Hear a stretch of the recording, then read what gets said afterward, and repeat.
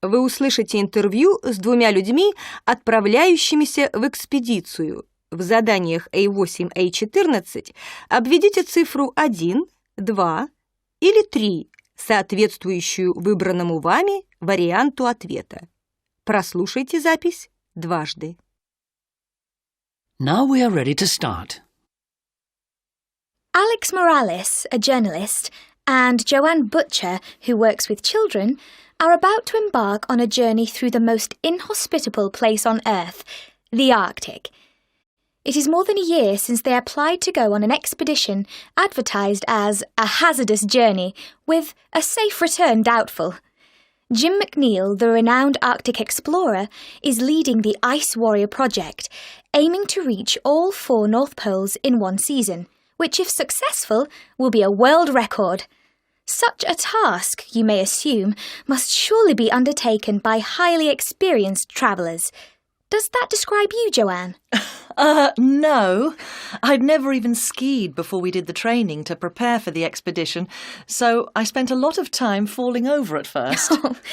Now, Jim McNeil's motto is, even ordinary people can do extraordinary things. So, Alex, what does it take to turn from an ice novice into a polar explorer? The most important thing is building up mental resilience, as the conditions are pretty miserable at times.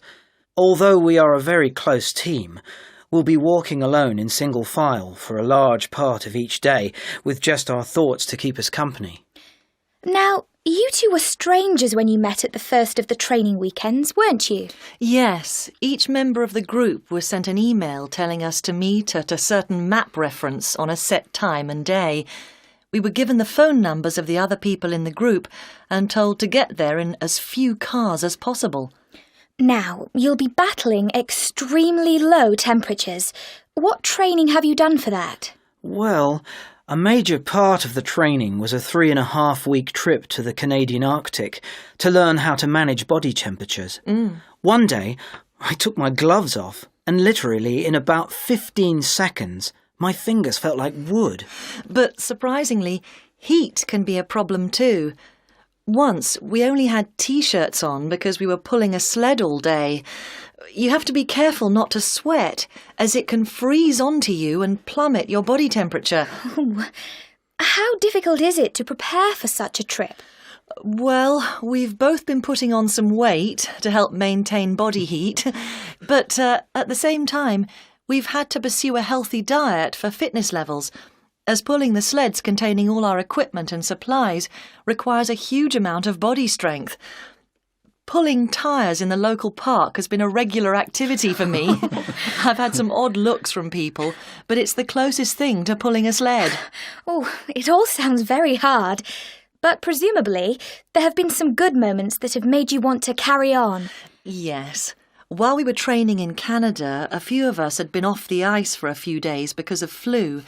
We were transported back to the rest of the team on a skidoo, and when we saw them, they were all looking out at the horizon. When we tracked their gaze, there was a polar bear with 2 cubs roaming on the ice. You just can't describe it. Well, talking to you, I can see that you're both full of excitement and relishing the challenge that lies ahead. Am I right?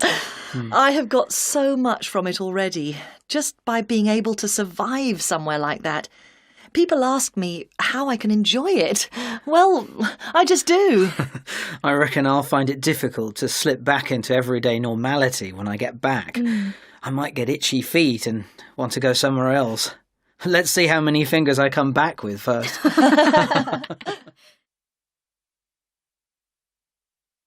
You now have 15 seconds to complete the task and check your answers.